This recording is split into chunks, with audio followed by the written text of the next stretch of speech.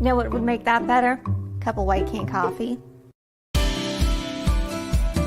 Wow, that really is great coffee. White Cane coffee, because every cup makes a difference. It's not just about music lessons.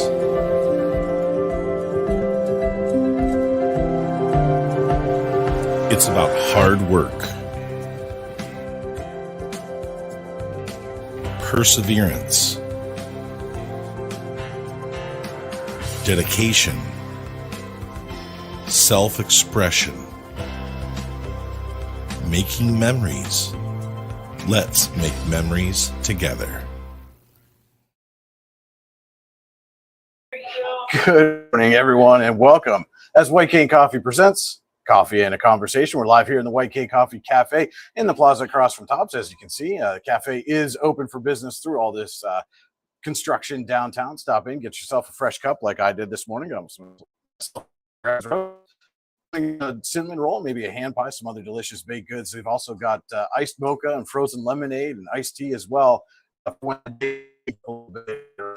Afternoon, stop in and see them. And if you don't want to stop in and mess with the construction downtown, you can place your order online with DoorDash. Place your order, have it delivered right to your door. You can also get your favorite roasted brew at home online at whitecanecoffee.com. And for those of you who are going to be out and about today, the White Cane Coffee bus will be at Chapman State Park all weekend long, today, tomorrow, and Monday. So stop in, get yourself a good cup of coffee, say hi to the fine folks on the White Cane Cafe bus.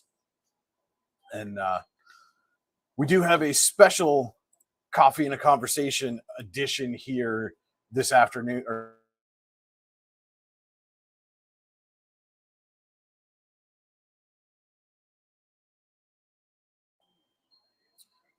Apologize for that there. Had a little connection interruption. Hopefully that has cleared itself up. I do apologize for that brief interruption. But we have had a few questions submitted previously or before we went on air. And if you have any questions, go ahead and type them in the comments. And I will do my best to answer them for you as we go along here. Again, this special Ask Me Anything with me, co-owner of Your Daily Local, Brian Hagberg with you here. And anything that's on your mind surrounding local news, sports, politics, anything that pops into your mind, we'll go ahead and try to give that an answer for you here in the next few minutes or so. And do want to start, the first question come in from our good friend, Dave Sherman. So let me get that, make sure that we get that pulled up here for you real quick. I want to make sure I answer Dave's question as presented.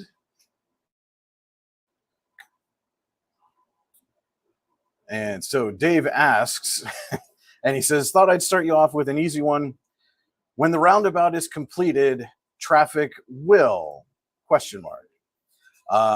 Well, hopefully when the roundabout is completed, traffic will go in circles. That's the idea with the roundabout. We'll hopefully have a good flow of traffic coming through this intersection here at Pennsylvania Avenue and Market Street. As someone who's lived in an area, I was out in Colorado Springs for a little over 5 years, and there are roundabouts aplenty out there. So hopefully it will not take folks too long to get used to going through that roundabout and learning which exits they need to take to get where they need to go. Should be pretty self-explanatory. As you're coming in, you'll see either you're going to keep going west or east on Pennsylvania Avenue, whichever direction you're going, or north-south on Market Street. So hopefully when the roundabout is completed, traffic will learn to go with the flow, and it will hopefully increase the flow of traffic. That's the idea there. And again, hopefully keep it safe for pedestrians walking across both Pennsylvania Avenue and Market Street as well. So there's your answer, Dave. Thank you for asking that question. And question number 2 comes to us from Stacy Gross. Give me just a second to get Stacy's question pulled up here. Gotta get into my right settings. This one came to us through Facebook Messenger, which is still open if you need to or want to ask your question that way.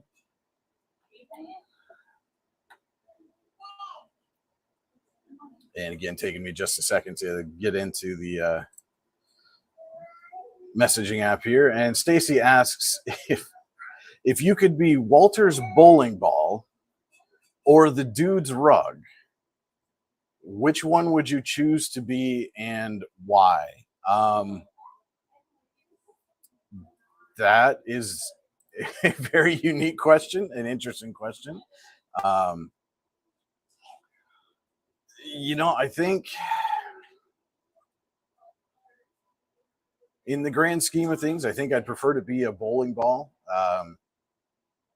Eventually you get to hurdle yourself towards some stationary objects and knock down some pins. So there's an outlet to release some energy and frustration at some point in time if Walter so chooses to throw you down the lane.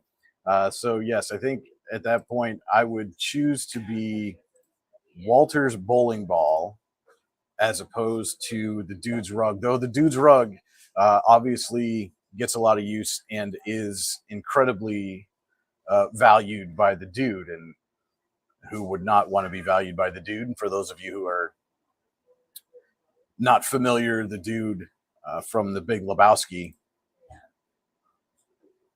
went on a mission to find his rug. So yeah, I would choose to be Walter's bowling ball. And next question. This is a two-part question. So we'll ask the first one. I'll go with part one first. And this one comes from Joe Colosimo, and he asks, how can YDL bring about world peace? Well, the simple answer, Joe, is by bringing you the news you need when you need it on yourdailylocal.com and through all our social media channels. You can follow, subscribe to us on Facebook, YouTube, Instagram, and Twitter. Just search Your Daily Local on your favorite social media channel and hit that subscribe, or follow button. You can also get our email newsletter delivered to your inbox. Click subscribe to our newsletter on yourdailylocal.com. Enter your email address and get our weekly newsletter delivered straight to your inbox. That's the simple answer. The more complicated answer is probably by starting here in Warren and Forest County, which is our primary coverage area, and just informing people, keeping the county informed, the two counties informed of what's going on with their local governments, with their local taxing bodies, but also with the things that people in the community are doing, sharing the events and happenings, lifting up those stories that show the difference that people are trying to make here, and presenting it in a factual and unbiased way to show that, yes, there are good things. We won't sugarcoat the bad things. There are bad things that happen here. There are bad things that happen everywhere. But I think sometimes we get a little overly focused on what's happening at the courthouse, and we lose sight of all the other 900 square miles of Warren County, just in Warren County, and all the things that are happening out there. We have issues here, as any small town, small community does, as any big community does. There's issues everywhere. But again, I think the focus at times gets too much on the issues and not nearly enough on the people who are trying to solve those issues. For example, we had our first guest on Coffee and a Conversation was Jeremy Snell, and the Snell Family Foundation is doing a ton of great work throughout the community, trying to help kids that are in the foster care system. They just had their second Give Back event, which raised $10,000 for CASA of Warren and Forest counties. And for those of you not aware, CASA is court-appointed special advocates, again, helping those kids who are going through the foster and system. And in one night, $10,000 was raised by this foundation to help those folks do the work that they need to do. And that's just one example and there's more. There's so much more. There's so many people who are out. We did a feature story at the height of the pandemic, where current school board member and retired teacher Mary Passenger sewed more than 4,000 masks to give to people who needed masks, and it became a very, very large endeavor for Mary, and but lots of different designs with the fabrics and things that she was choosing. But again, those small gestures can mean so much to so many people, and those are the kind of things that we need to give as much focus to, and maybe more focus on, than what's happening in the courthouse. And this is not to say that making sure that justice is carried out is not important. It is, but I think we've swung the pendulum too far towards the realm of that's what everyone's focus needs to be on, as opposed to the vast majority of the population who is not spending their day in the courthouse. So that's the answer to part one of your question, Joe. We change the world by changing the focus.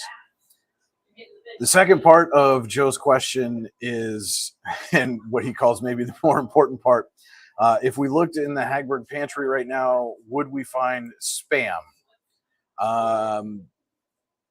If you went to my house today and looked, no, there would not be any spam in the pantry. That would be today.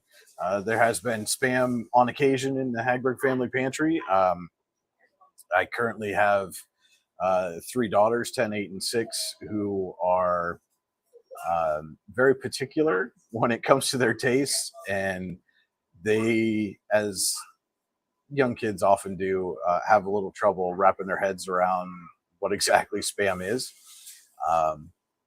So at this point, it would be primarily for me, which is fine. I like to make things for myself occasionally. I do most of the cooking in our kitchen, but no, if you were to look today, no, there would not be any spam in the Hagberg family pantry. And thanks so much, Joe, for your question. And with that, we're going to take a quick break. Again, if you're out there watching, have any questions, go ahead and just submit them in the comment section, and we will do our best to answer them. We'll be right back with more Coffee and a Conversation live right here from the White Cane Coffee Cafe. You know what would make that better? A cup of White Cane coffee. Wow, that really is great coffee. White Cane coffee, because every cup makes a difference. It's not just about music lessons.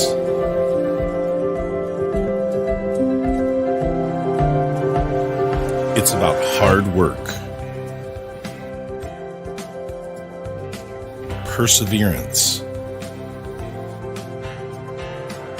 dedication, self-expression, making memories. Let's make memories together. Welcome back to White Cane Coffee Presents Coffee and a Conversation. This is a special Ask Me Anything edition with yours truly, co-owner and host of the show, Brian Hagberg, co-owner of Your Daily Local. Again, any questions that you have, submit them in the comment section, and I will do my best to answer those questions as they do come in. I do want to remind you, as you can see, we're live here in the White Cane Coffee Cafe this morning, and the cafe is open in the plaza across from Tops through all this construction downtown. Stop in, get yourself a fresh cup. Dragon's Roast is fantastic. And maybe one of the hand pies or scones that they have available here. They've also got iced mocha and frozen lemonade and iced tea for when the days get a little bit warmer. And if you don't want to deal with the construction downtown, that's no problem. You can place an order online at DoorDash, have your favorites delivered right to your door. You can also order your favorite roast to brew online at home at whitecanecoffee.com. Also, the White Cane Coffee bus will be out at Chapman State Park all weekend long, today, tomorrow, and Monday. So stop by, get a fresh cup while you're out there, and say hi to the fine folks in the White Cane Coffee bus. And speaking of White Cane Coffee, Vicki Willman asks, what's your favorite White Cane coffee? And what do you think about the frozen lemonade? I think anybody who's watched either Coffee and a Conversation or the Morning Cup of News every weekday morning at 8:30 a.m.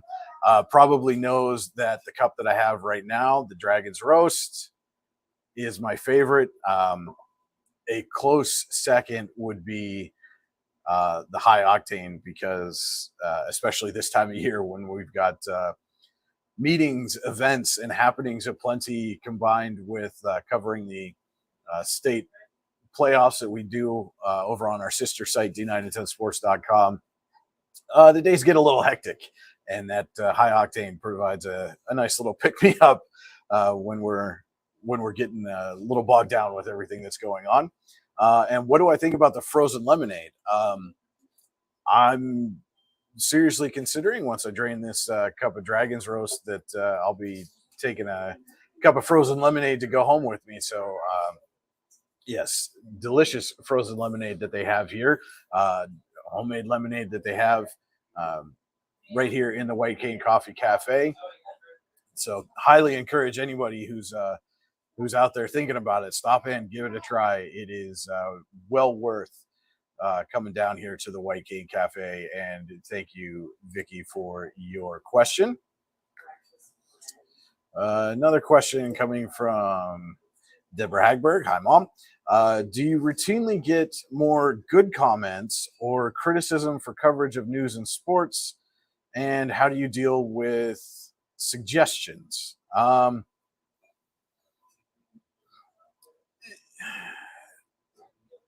It really depends. I think for the most part, we hear more good things than bad. Especially I think with so much that we do with the local athletes and teams, especially, tends to skew that the comment ratio to the good. For example, we had a feature story yesterday about new Warren football coach Cody Bupp. And if you haven't had a chance to check that out, highly encourage that you do so. It's a great story written by my colleague Andy Close. It's available over on yourdailylocal.com right now. And you'll see, those are the kind of stories, especially, that people tend to share and engage with, and almost entirely positive comments coming out of that. And, some other things, we had a lot of engagement in the series of stories surrounding the search for Michael Burham, the fugitive out of Jamestown. But most of those comments weren't necessarily directed at us. It was more a general observation on the goings on at that time. And that seems to be primarily what our engagement is. If we happen to make a mistake or have a typo or something, which happens, we're human. We don't claim to be perfect.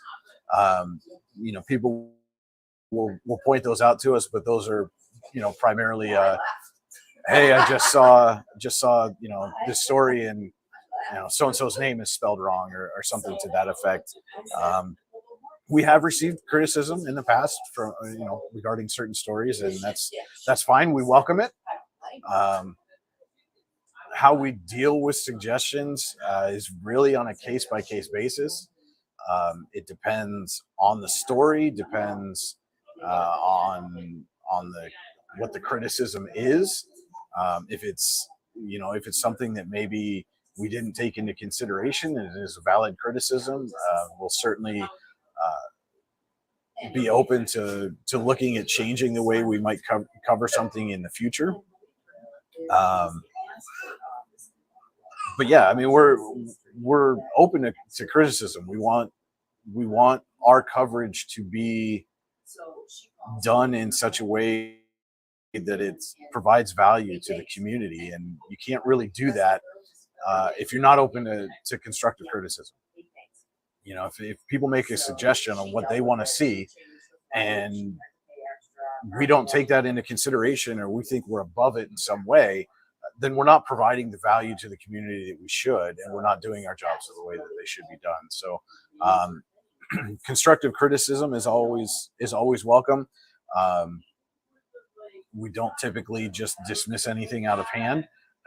We receive all of that feedback and try to do the best that we can to make it better going forward. That's in this industry, you have to be constantly evolving. If you're not constantly evolving, then you're probably failing. And so we want to be constantly evolving and providing the coverage that people want and need. So thank you so much for that question. This is a good one. Vicky's back, and she's got a great question here. What summer activities in Warren do you think are the most exciting or underutilized? Summer activities that I think are most exciting. I'm a big fan of the 4th of July festivities. And not just the parade and fireworks, but everything that leads up to it. The food truck festival that the Warren County Chamber of Business and Industry started doing a couple of years ago, I think is phenomenal. It continues to grow and get bigger, more involved. There's live music is now part of it. There's other vendors that go down to Betts Park and take part in that, and thousands of people are flocking down there. I think that's one of the most exciting things. And then obviously as you come off of that, and the parade, which will be a little bit different this year, but as a one-off, I think it's nice to try something new every once in a while. And as a one-off with the parade going east, I think will be a unique experience for us. We're looking at potentially doing a live stream of the parade, which makes it even more exciting. And anybody out there who's watching who might be interested in sponsoring that coverage, you can send us an email to news@yourdailylocal.com. Email us there if you are interested in sponsoring the parade coverage. And we'll get back to Vicky's question here. And then, obviously the fireworks, and especially now, that was one of my favorite things growing up. And now that I have young children, and we sit in our spot, which I'm not going to share because I don't want more people to come. But we excuse me, we sit in our spot, and now I watch my kids almost as much as I watch the fireworks, and to just see the wonder that they have. And there's nothing quite like seeing that childlike wonder and innocence in your own kids' eyes, and just watching their excitement.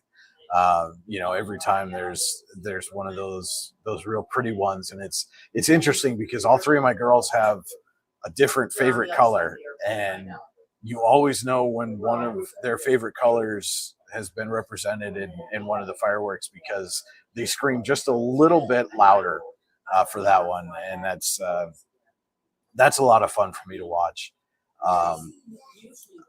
Obviously I'm a sports guy, so I'm always a big fan of, the softball tournaments. I had the opportunity and privilege to play in the industrial tournament for a number of years. As I told Savannah Casey from the chamber last week, I think I've got maybe one tournament left in me, so I'm trying to save that one for the optimal opportunity. But that's again another one of those events that's got hit hard by COVID restrictions, and looks to be building its way back up, and hopefully it gets back to the tents for miles as it has been the case for a number of years. But what do I think is underutilized?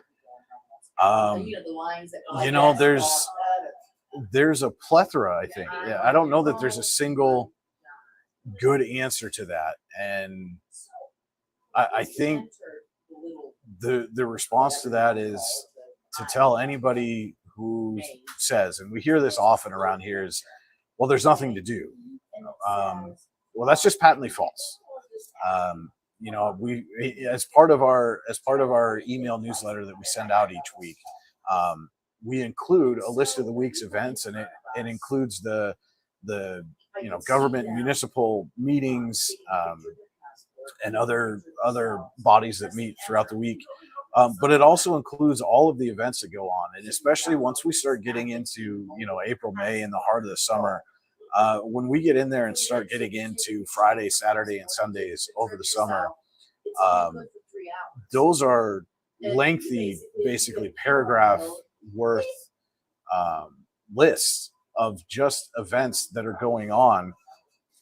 And I'm gonna pull up, and I want to excuse me, I want to read this to you real quickly, just to give you an idea of all of the things that are going on just this weekend. And obviously this is a holiday weekend, but and this is not a comprehensive list by any means that we put out. We try to do the best that we can, and again, would encourage anybody that's got events coming up to email us at news@yourdailylocal.com so that we can get your events added. But just today we've got community sale days are going on. The Kinzua Point Information Center is opening for the season. Tynesta Market Village opens for the season. Simpler Times opens. There's a spring into summer event at Sheffield Memorial Park today. There's a Memorial Golf Scramble today at Cable Hollow. Revitalization of Akeley and Russell is hosting its Pine Grove Days today. Rummage sales. There's an Equine Trail Sports Benefit Ride. Kinzua Dam Visitor Center, which has been closed for years, is hosting an open house today from 10 to 3. So I highly encourage you to check that out. PA State Fishing Tournament is hosting its car show in Tidiute today. There's a chicken barbecue. There's chicken barbecues every weekend. There's been a chicken barbecue every weekend for at least the last 6 weeks somewhere. There's events out at Chapman State Park. The excuse me, the annual Memorial Day flag raising happening today. And again, this is not a comprehensive list. That's just what we were able to find as a list of events going on today. So I think the majority of those events are underutilized. And anybody again that's wants to say that there's nothing to do here, you just got to look a little harder. So that would be my answer to that question, Vicky. Is I think a number of events or activities are underutilized, and all of us as a community need to do a better job of utilizing that. So as you can hear, my voice is not wanting to cooperate right at the moment, so we're going to take a quick break and be back again. Submit your questions in the comments for this special Ask Me Anything edition of Coffee and a Conversation, live here from the White Cane Coffee Cafe. You know what would make that better? A cup of White Cane coffee. Wow, that really is great coffee. White Cane coffee, because every cup makes a difference. It's not just about music lessons.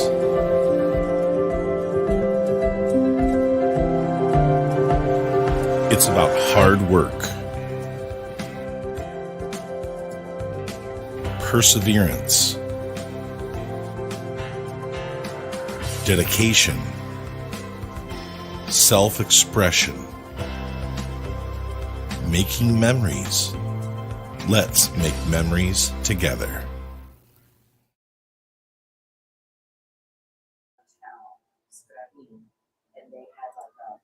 Welcome back to Coffee and a Conversation, live here from the White Cane Coffee Cafe. And the cafe is open in the plaza across from Tops, as you can see behind me. Some folks here enjoying some beverages here at the cafe. And stop in, get yourself a fresh cup. Got me some Dragon's Roast right here. Maybe a cinnamon roll or scone, hand pie as well. There's also iced mocha and frozen lemonade and iced tea for when the days get a little bit warmer here in the afternoon. And if you don't want to mess with the construction downtown, you can order White Cane through DoorDash. Place your order, have your favorites delivered right to your door. And White Cane Coffee is available. You can order your favorite roast to brew at home online at whitecanecoffee.com. And if you're going to be out at Chapman State Park this weekend, stop by the White Cane Coffee bus. We'll be out there from 8 a.m. until they run out of coffee each day, today, tomorrow, and Monday. Again, this is a special Ask Me Anything edition of Coffee and a Conversation. So submit your question in the comments here, and I will do my best to answer as they come in. And I think some of my responses have prompted additional questions from some of our folks. So let's take a look here. How would you entice younger people to join some of the programs that use volunteers, such as 4th of July, Christmas Parade, Watsonville That's Born Area Student Union, the playgrounds, etc.?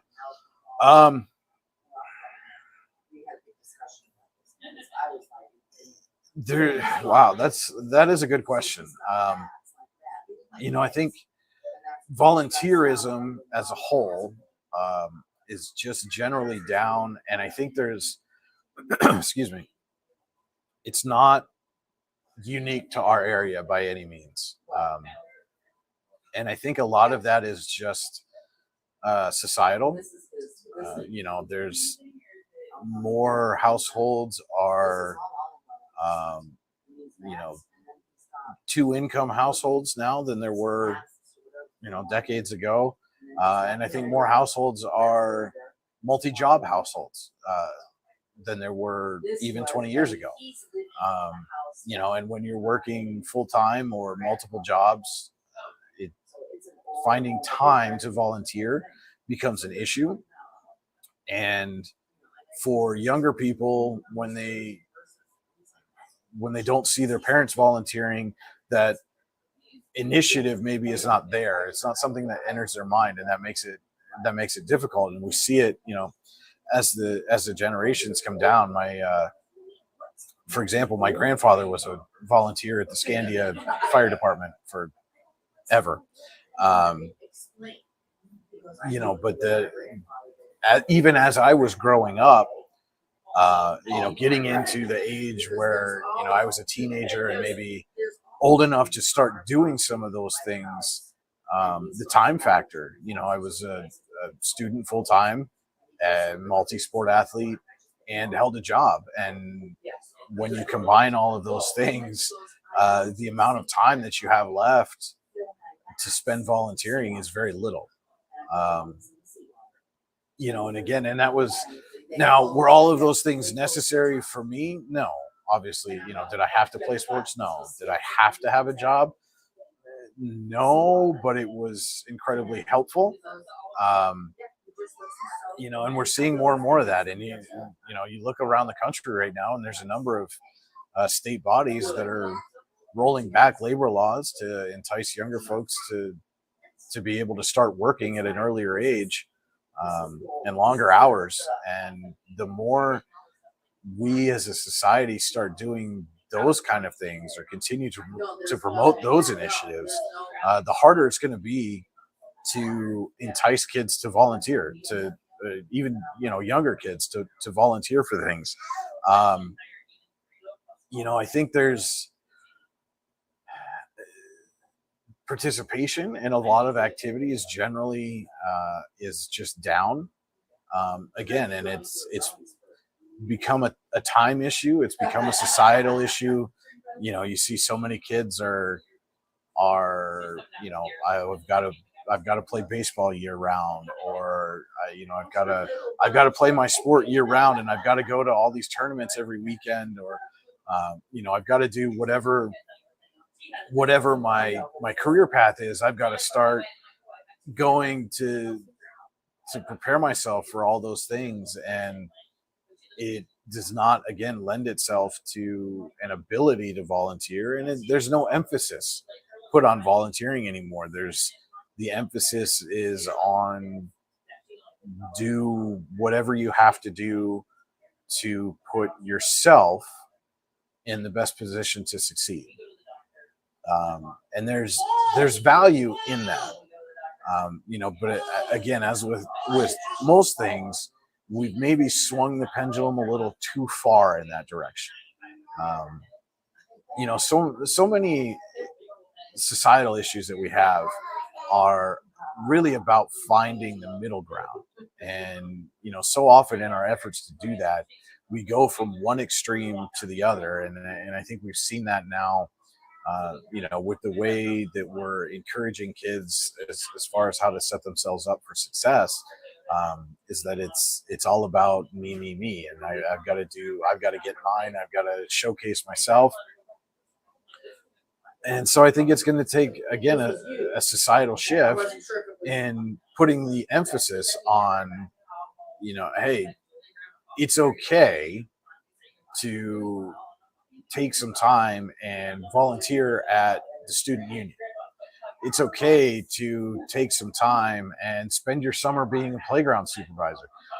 That's the steep decline of the summer playground program is one of the most baffling things that I've ever seen.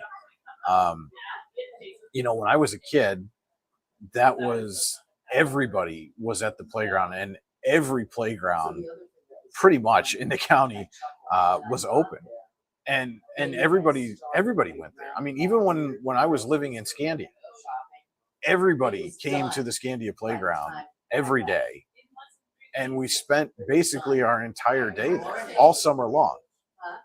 And now, I drive by or walk by the playgrounds when they're open, and there's maybe a half a dozen kids at any one time, and we're down to 3 playgrounds being open, and actually up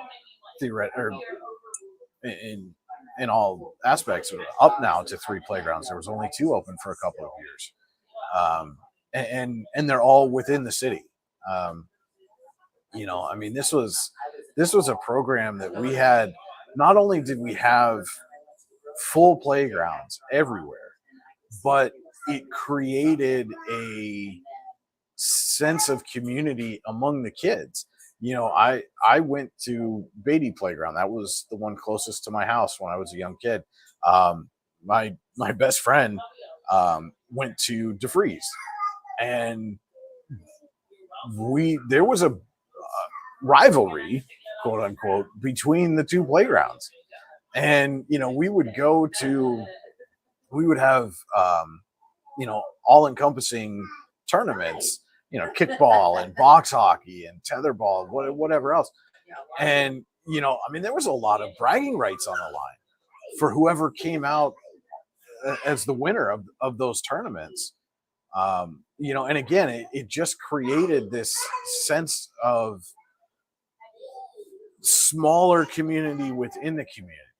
And obviously it didn't carry over. Like I said, my best friend, and he's like a brother to me, was a DeFreeze kid, and I was a Beatty kid, and that was just, it was a good-natured rivalry. And unfortunately, again, I think we've just seen societal shifts. One, again, the emphasis on doing all these things to where you have to travel outside of your community to improve yourself. I think I apologize. I lost my train of thought there. Just the time again. And I think as I saw on social media the other day, and I think this is one of the big ones, especially for the playground program, is somebody asked a question of, well, I saw this kid who looked to be about 8 years old walking down the sidewalk by themselves. Do I need to call children and youth to get them picked up? Probably not. Again, I was in kindergarten. I lived on 5th Avenue and walked to Jefferson Elementary School every day from the day I started kindergarten. And nobody thought anything of it. And now if somebody sees an 8-year-old kid walking down the sidewalk by themselves, they're asking if they need to call authorities and have that kid picked up. And how that hurts the playground program is it starts at 10 a.m. And if you are a working parent and you don't feel comfortable leaving your kid, then you've got to take them to childcare. And if you're paying for childcare, you probably don't want them then spending their day at the playground. They need to be with the childcare, and there's liability issues for the childcare provider too, to let them, leave their direct supervision. And so, I think that's probably one of the biggest things that has hurt the viability of the summer playground program. And so again, if you're not, I said all that, it was a very long response, said all of that to make the point that if that's not something that you valued as you were growing up, there's no value in it for you to volunteer your time and services, or even get paid for your time and services, to be quite honest. So that was a very long answer to that question, and apologize for the bit of a ramble, but so let's see. I've got another question coming in. Who would I like to interview the most in Warren? That's really tough, because I think I've interviewed or quoted just about everybody. I'm gonna have to ponder this. We'll take a quick break while I ponder this question. We'll be right back and get Vicki her answer here on Coffee and a Conversation. You know what would make that better? A cup of White Cane coffee. Wow, that really is great coffee. White Cane coffee, because every cup makes a difference. It's not just about music lessons.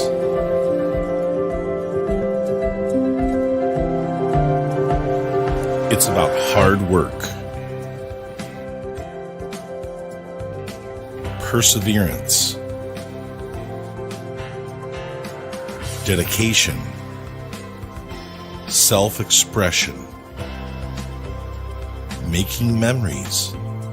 Let's make memories together. And welcome back to Coffee and a Conversation, live here from the White Cane Coffee Cafe, and special Ask Me Anything edition here. Brian Hagberg, co-owner of Your Daily Local, with you. And Vicki might have me stumped here. Who would I most like to interview in Warren? This is again, I've been doing this so long that there are very few people who I haven't had the opportunity to have, even if it was off the record conversation with.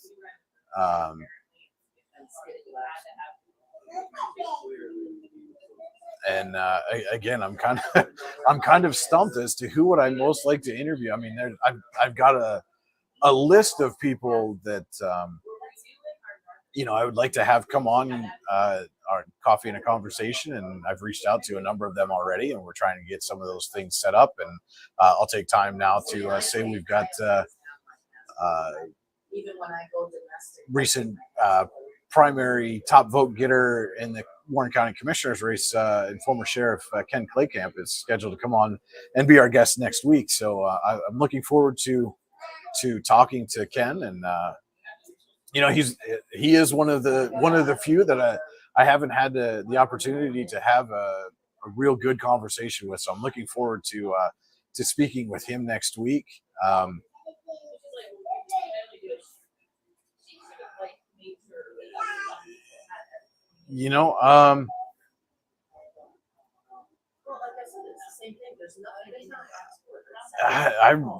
really, this is Vicki's got me stumped here, and this does not happen often. Excuse me. I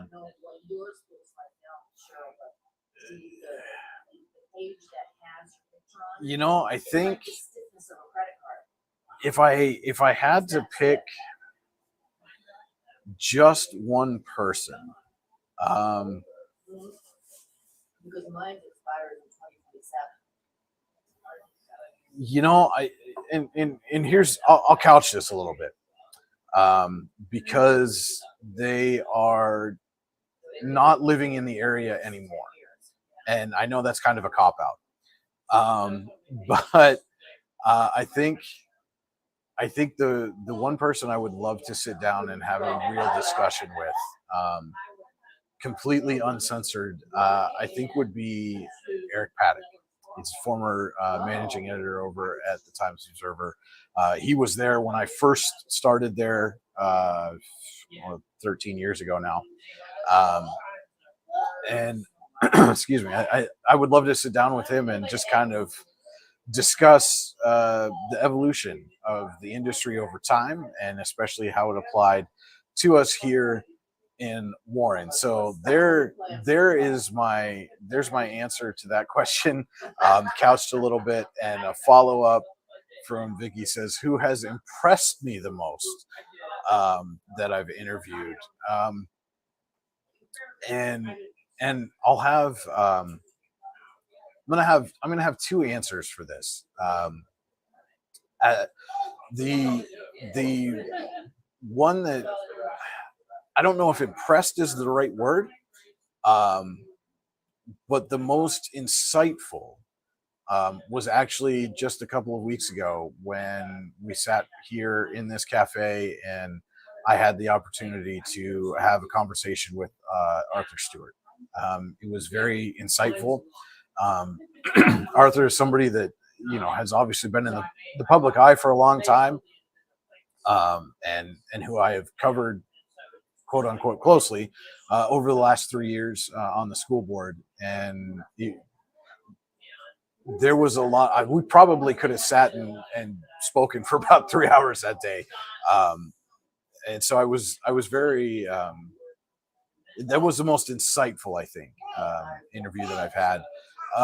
The most impressive to me was actually Margot Lautzenheiser. Phenomenal basketball player for the Warren Lady Dragons, and was one of those, and she was one of the first athletes that I had regular interviews with after we moved back from Colorado. And I was always and Warren coach Lisa Levan can confirm this, because I said it to her, I think, every time I talked to Margot, how impressed I was with her ability to communicate about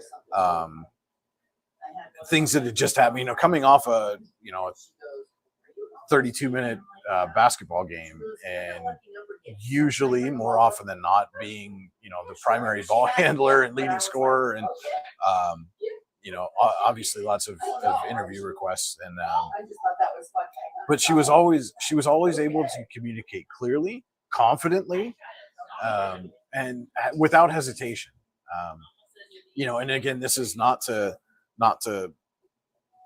criticize any of the other athletes that we cover, because they're kids, and it's a new experience for them. And so there are a number of athletes that get nervous, and that's natural. I never got that from Margot, and that always impressed me. I will say, going along with that, because probably your natural follow-up is, what's the best interview answer that you've ever had? And this one is going to be tough to top, because it was so genuine. And ironically enough, I just saw her leaving the gym next door. But a few years ago, again, Lady Dragons had just won a district semifinal. They were going to play for the District 10 championship. And I asked at that time, it was freshman Riley Childress, what she was most looking forward to about the District 10 championship game. And without hesitation and without any sense of irony, just simply said, the win, which they did. so she backed up her words with her play, and had a big role in that win. But that one will be tough to top as a single interview question answer. So I do want to thank everybody that has tuned in. I think I apologize. My voice is not wanting to cooperate through all of this anymore, but I do want to thank everybody who tuned in. Want to thank everyone who submitted questions either live or ahead of time. I think we look forward to doing this. This was a special holiday weekend edition, and maybe this is what we'll aim for on some of these other holidays. You know, when it's 4th of July weekend or Labor Day, etc.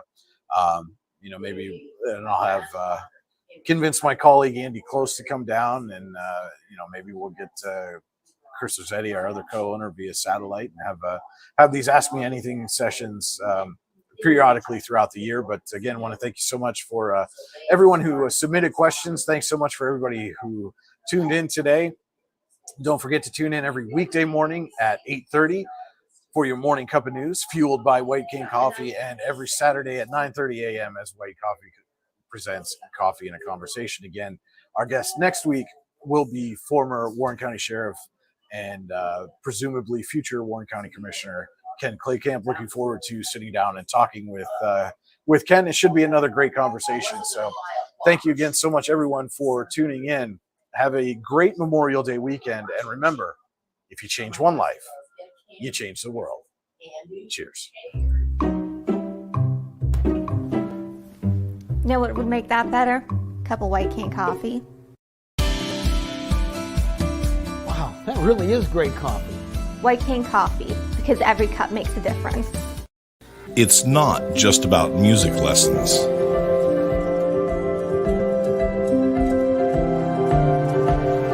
It's about hard work,